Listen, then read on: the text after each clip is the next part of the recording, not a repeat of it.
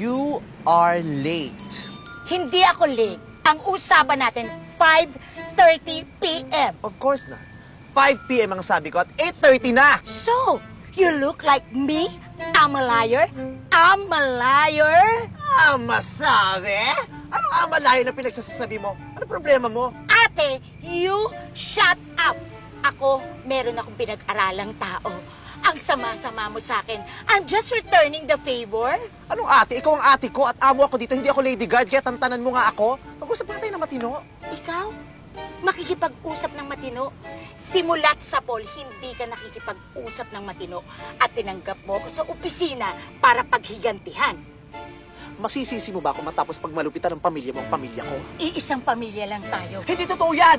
Nanggaling ako sa pamilya ng mga kabayo samantalang ikaw ay nanggaling sa pamilya ng mga mangga.